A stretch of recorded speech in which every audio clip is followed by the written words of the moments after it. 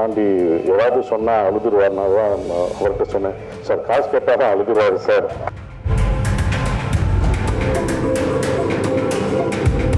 விஜய்க்கு செட் ஆச்சு, அது சேர்ந்துடணுன்றது உங்களுக்கு தெரியணும். சேர்ந்தாங்களா சேரலையான்றதான் சார் கதை, அது சொல்லக்கூடாது.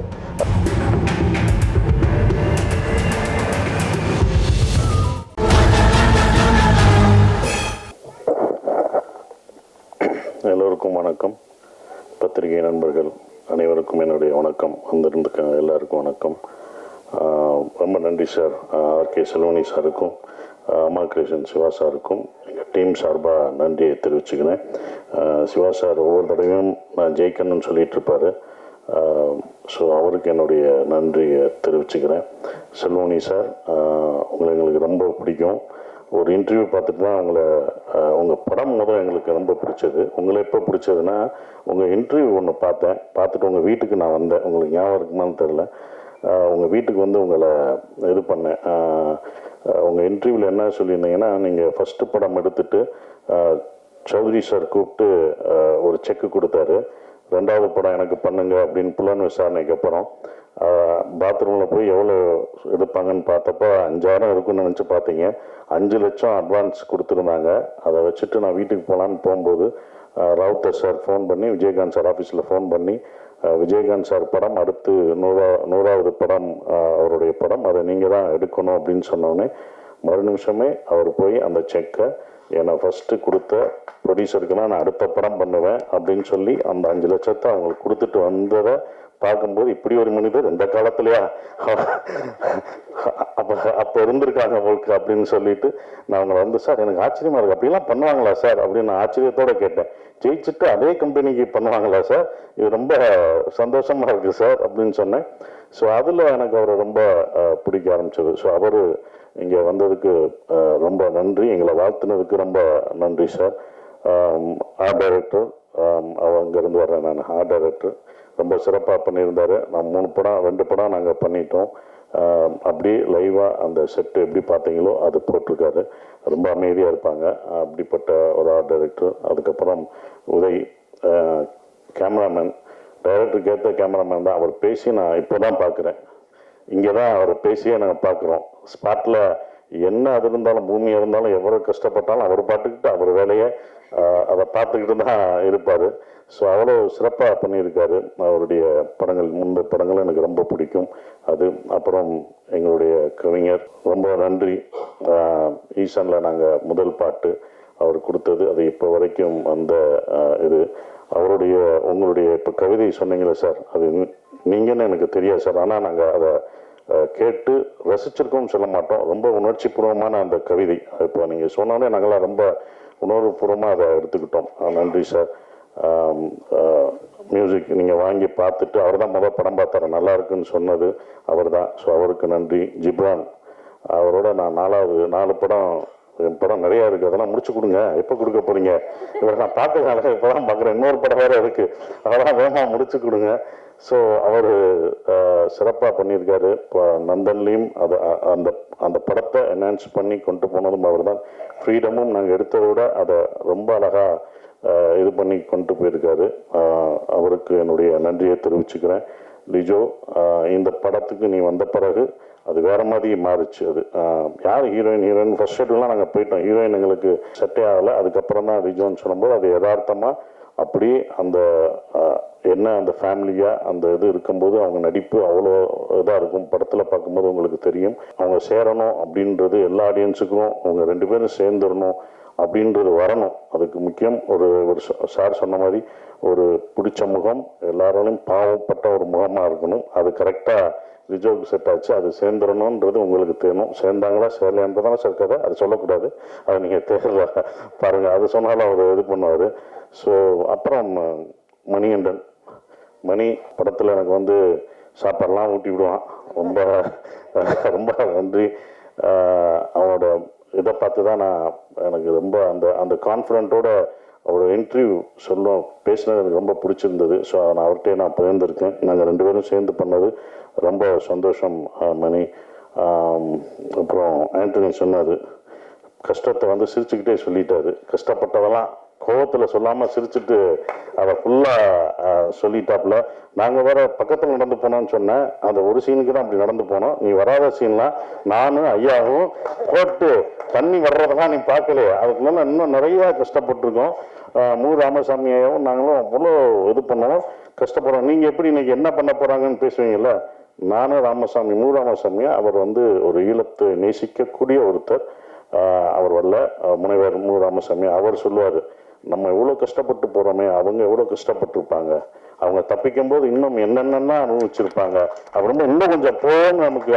அப்படிதான் நாங்கள் பேசுவோம். இதே இடத்துல சார் நமக்கு இப்போ மூச்சு அடைக்கல, இப்போ எப்படி சார் இருக்கும் அப்படின்னு சொல்லும்போது அது இன்னும் எங்களுக்கு நல்லா பண்ணணும் அப்படின்னு தோணும். அந்த வழியெல்லாம் மறந்துடும் அவர் சொல்லும்போது. அவங்க பட்டதோ அதெல்லாம் ஒரு வழியா, ஏன்னா ஒரு ரியல் இன்சிடென்ட். அவங்க எப்படி தப்பிச்சிருப்பாங்க, எப்படி போயிருப்பாங்கன்னு ஒன்று இருக்குது. அதை விட இது வழியா எங்களுக்கு தெரியலை. அதுதான் இந்த படம் வந்து எப்படி அவங்களே போராடினாங்க, அப்போ நம்ம அதை விட கொஞ்சம் போராடணும்ல. ஃப்ரீடம்னு வச்சுட்டாங்கல்ல, அது கூட இல்லாட்டினா என்ன, எல்லாரோடையும் தான் போராடணும். ஸோ ரொம்ப சிறப்பாக ஆண்டனி 2வது படம் நான் ஏற்கனவே பங்குன்னு எனக்கு அந்த பிரம்மனில் நடிச்சிருந்தாப்புல, ஹீரோவாகவும் நடிச்சிட்டு இருக்காப்புல. ஸோ சூப்பரான ஒரு விஷயமா இருந்தது. அப்புறம் ப்ரொடியூசர் பாண்டி, மேனேஜராக எனக்கு ரொம்ப இதாக தெரியும். முதல் சிவா சார் தான் பாண்டி வச்சு ஒரு படம் ப்ரொடியூஸ் பண்ணுங்கன்னு சொல்லும்போது அவர்கிட்ட நான் சொல்லுது, வேணாம் பாண்டி, ப்ரொடக்ஷன் மேனேஜராகவே எது, நீ வாங்கி பழகியாச்சு, இனி ப்ரொடியூசர்னா கொடுக்கணும், அதைக்காக வச்சுக்கோ, கொடுக்கணும், அதைக்காக வச்சுக்கோ அப்படின்னு நான் சொன்னேன். இல்லை சார் நான் பண்ணுவேன் சார், எனக்கு கான்ஃபிடென்ட் இருக்குது அப்படின்னு. இல்லை பாண்டி, இன்னொரு தடவை நல்லா யோசிச்சுக்கோ பாண்டி, அது பண்ணணுமா அப்படின்னு சொல்லிட்டு வரும்போது அப்புறம் கதை மாறிச்சு. இந்த கதையா சார், இந்த கதையும் பண்ணணுமா, இது ரொம்ப இருப்பா அப்படின்னு. இல்லை சார் நான் பண்ணுவேன் சார் அப்படின்னு சிவா சார் சொன்னார். பாண்டி ஏதாவது சொன்னால் அழுதுருவார்னா தான் அவர்கிட்ட சொன்னேன். சார் காசு கேட்டால் தான் அழுதுருவார் சார், ஏதாவது சொன்னால் அழுதுருவார் சார். சார் காசு ஆர்டிஸ்ட்டும் டெக்னீஷியனும் கேட்டாலும் அழுதுருவாங்க சார், எப்படி சார் இது பண்ண முடியும் அப்படிலாம் நான் அவர்கிட்ட சொல்லிட்டு இருந்தேன். பட் என்னென்னா ஒரு கட்டத்தில் சரி அவருக்கு பண்ணுவோம், நம்ம அவரோட கான்ஃபிடென்ட் தான், அவர் நான் பண்ணுவேன் சார் என்னை நம்புங்க அப்படின்னு சொல்லி அந்த நம்பிக்கையை தான் நாங்கள் வச்ச நம்பிக்கை தான் இவ்வளோ தூரம் ரிலீஸ் வரைக்கும் அவர் கொண்டு வந்திருக்கார். இன்னும் அடுத்த படங்கள் அவர் சிறப்பாக பண்ணணும், இன்னும் நிறையா படங்கள் பண்ணணும். எல்லாமே இருக்குன்னா ஒரு படம் அப்படின்னும் போது எல்லாருக்கும் ஒரு மனஸ்தாபம் இருக்க தான் செய்யும், எல்லாருக்கும் அது இருக்க தான் செய்யும். ஒரு படமாக இருந்தால் ஒரு இயக்குனருக்குள்ள, ஒரு ப்ரொடியூசருக்குள்ள, ஆர்டிஸ்ட்டுக்குள்ள, டெக்னீஷியன்ஸுக்குள்ள எல்லாமே ஒரு மனஸ்தாபங்கள் எங்கேயோ ஒரு இடத்துல இருக்கும். ஆனால் அது முடிஞ்சு அந்த நிறைவாக பார்க்கும்போது அதெல்லாம் பறந்து போயிடும், அந்த வெற்றியை அதை மாற்றிடும். எப்போதுமே அது இருக்கும், எந்த படமாக இருந்தாலும் அது இருக்க தான் இருக்கும். சின்ன சின்ன விஷயங்கள்லாம் இருக்க செய்யும். அதெல்லாம் கடந்து இந்த படம் வெற்றி வந்து அதை மறக்கடிக்கணும்னு நான் நினைக்கிறேன். ஃப்ரீடம் படத்தை பற்றி சொல்லணும்னா டூரிஸ்ட் ஃபேமிலி மாதிரி அப்படி நினச்சிடக்கூடாது. அதை நம்ம தெளிவுபடுத்திடணும். என்னடா காமெடி படம்னு சொன்னாங்க, ஏன்னா ஆடியன்ஸுக்கு நம்ம தெளிவுபடுத்தணும் ஃபஸ்ட்டு. இது என்ன மாதிரி படம், எப்படி அப்படின்றது. ஏன்னா இது டூரிஸ்ட் ஃபேமிலி மாதிரி உங்களுக்கு வந்து காமெடியோ ஒரு காமெடி ஒரு எல்லாமே இருக்கக்கூடிய படமாக அது இருக்காது. இது வந்து ஜெயிலில் கஷ்டங்களை சொல்ல போகிற ஒரு படமாக தான் இருக்கும். அது தயார்படுத்தணும் ஆடியன்ஸுக்கு. நம்ம ஆடியன்ஸுக்கு வந்து என்ன சொல்லணும்னா என்ன ஜானர்னே சொல்ல மாட்டேங்கிறோம். வந்து பாருங்கன்னு சொல்லிட்டு அவர் வேற மாதிரி நினச்சி டூரிஸ்ட் ஃபேமிலி மாதிரி வச்சுட்டு இது டூரிஸ்ட் ஃபேமிலி மாதிரி இல்லை வேணடா இப்படி பண்ணி அப்படின்னு அவங்க சொல்லுவாங்க. அவங்க பக்கம் நியாயம், அது நம்ம தப்பு தான். ஏன்னா நம்ம என்ன படம் பண்ணுறோம், இது என்ன ஜானர் ஆஃப் மூவி எல்லாம் அவங்களுக்கு தெளிவுபடுத்தணும். தெளிவுபடுத்தும் போது அவங்க பார்க்க வரும்போது அதை இது பண்ணுவாங்க. ஏன்னா இது வந்து ஜெயில் சார் சொன்ன மாதிரி ஜெயில் படங்கள், எஸ்கேப் டு விக்ட்ரி, இந்த மாதிரி தான் நம்ம இங்கிலீஷில் பார்த்துருப்போம், நிறைய படங்கள் பார்த்துருப்போம். ஆனால் அது உண்மை கதையை தான் அவங்களும் எடுத்திருப்பாங்க. கிரேட் எஸ்கேப் இதெல்லாம் வந்து உண்மை சம்பவத்தை தழுவி எடுத்திருப்பாங்க. இந்த படமும் உண்மை சம்பவத்தை தழுவி தான் எடுத்திருக்கோம். ஜெயிலுக்குள்ளே இருக்கும்போது காமெடி பண்ண முடியாது, டான்ஸ் ஆட முடியாது, அடிச்சிருவாங்க. சும்மா இது பண்ணுறதுக்கே அப்படி வெளுக்குறாங்க. அப்புறம் எப்படி ஜெயிலில் இருக்கும்போது ஒடுக்க மாட்டாங்க. ஸோ அப்படி ஒரு இது 1991 நடந்த ஒரு கதை. 95 வரைக்கும் இருக்குது. 95 ஜெயிலில் பிரேக் பண்ணி தப்பிக்கிறவங்களை பற்றி 1000 அகதிகளை சந்தேக கேஸில் உள்ளே பிடிச்சிட்டு போய் அவங்க எப்படி குடும்பத்தை இழந்து அவங்க ஃபேமிலியை ஓட சேர்ந்தாங்களா இல்லையா அப்படின்ற ஒரு விஷயத்த சொல்லப்போகிற ஒரு படமாக தான் இந்த ஃப்ரீடம் இருக்கும். அவங்களுக்கு எப்படி அந்த விடுதலை வெளியில் கிடைச்சதுன்றது நமக்கு அந்த இன்சிடென்ட் தெரியாது. அப்போ நடந்தபோது 1995 இப்படி ஒரு விஷயம் நடந்திருக்கு, இப்படி ஒரு ஜெயில் பிரேக்கும் வேலூரில் இப்படி சிறையில் இருந்து தப்பிக்க ட்ரை பண்ணியிருக்காங்க, தப்பிச்சிருக்காங்கன்ற ஒரு விஷயத்த வந்து நமக்கு தெரியாத ஒன்று. அது வந்து ஏன்னா அப்போ இவ்வளோ மீடியா இல்லை, ஒரு பேப்பர் செய்திகளாக தான் அது இருக்குது, பேப்பர் செய்திகளாக இருக்குது. அது இதாக இந்த படத்தில் நாங்கள் சொல்லியிருக்கோம். அந்த வலிகளையும் வேதனையும் இந்த படங்கள் அப்படியே சொல்லும், யதார்த்தமாக சொல்லும். படம் பண்ணும்போது இப்படி ஒரு படத்தை பாண்டி எடுத்ததுக்கு நன்றியை தெரிவிச்சுக்கிறேன். ஏன்னா ப்ரொடியூசர் தான் இதுக்கு அக்செப்ட் பண்ண. நான் திருப்பி கேட்டேன், ஏன்னா இப்படி ஒரு படம் நான் சந்தோஷமாக இருக்கேன் சார். இப்போ கூட படம் பார்த்துட்டு நல்லா இருக்குன்னு சொல்லியிருக்காரு. அதுக்கு ரொம்ப நன்றி. ஏன்னா ப்ரொடியூசருக்கு தான் அது பிடிக்கணும். அப்புறம் டைரக்டர், நான் ஏற்கனவே ஒரு படம் பண்ணிவிட்டேன், அவரோட ஒர்க் எனக்கு ரொம்ப பிடிக்கும். தோல்வியெல்லாம் கிடையாது, தோல்வியோ வெற்றியோ கிடையாது. நான் மேக்சிமம் பண்ணேன்னா புதுமுக இயக்குநர்கள் தான் பண்ணியிருக்கேன். மேக்சிமம் இல்லை, எல்லாரையும் அதிகமாக நான் பண்ணது 11-12 புதுமுக இயக்குநர்கள் படத்தில் நடிச்சிருக்கேன், ப்ரொடியூஸ் பண்ணியிருக்கேன். அதுக்கப்புறம் தோல்வி இயக்குநர்களுக்கு தான் நான் பண்ணியிருக்கேன். வெற்றி அடைஞ்ச இயக்குனர் ஒன்று தான், அது நாடோடிகள் முடிஞ்சு போராளி சமுத்திரகனிக்கு மட்டும்தான் பண்ணியிருக்கேன். அதுக்கப்புறம் நான் பண்ணதே இல்லை. அது நமக்கு சில விஷயங்கள் இப்படி தான் பண்ணணும்னு வரும், நம்மளை தேடி அப்படி தான் வரும். அந்த மாதிரி தான் இருந்தது. ஏன்னா வெற்றி தோல்வியெல்லாம் பார்க்கக்கூடாது, அடுத்த அந்த ஸ்கிரிப்ட் என்னவா இருக்குது எப்படி இருக்குன்னு தான் பார்க்கணும். அப்படி தான் இந்த படத்தை நான் பார்த்தேன். சிவா சார் கொஞ்சம் சீரியஸாக தான் இருப்பார், ஏன்னா அவ்வளோ ஸ்ட்ரெஸ்ஸு அதெல்லாம் இருக்கும், சிரிக்க மாட்டார். படத்துலேயும் எங்களை சிரிக்கவே விடலை. இந்த இடத்துல லைட்டாக அவருக்கு தெரியாமல் நான் சிரித்தேன். அது சார் என்ன ஃபோட்டோவுக்கு சிரிக்கிறீங்க அப்படின்னு. சார் ஃபோட்டோவுக்குன்னா நாளைக்கு அவருக்கு ப்ரொடியூசருக்கு தேவைப்படுமே அப்படின்னு நினச்சி உங்களுக்காக நான் அதெல்லாம் விட்டு வச்சுருக்கேன். நீங்கள் போடுறீங்களா சிரித்து போஸ்டர்லாம், அது உங்களை நினச்சி ப்ரொடியூசரை நினச்சி நான் பண்ணது. அன்னைக்கு போஸ்ட்டு கேட்பீங்க, எங்கே சார் முதல் நாள் போஸ்ட்டு போடுறோம் சிரித்த மாதிரியே இல்லை, அதே மாதிரி வந்தார். அந்த ஒரு ஃபோட்டோவில் அங்கிட்டு சிரிச்சிருப்பேன், அதை எடுங்க, அங்கே நிறையா சிரித்து வச்சுருப்பேன் அப்படின்ட்டு தான் இருப்போம்.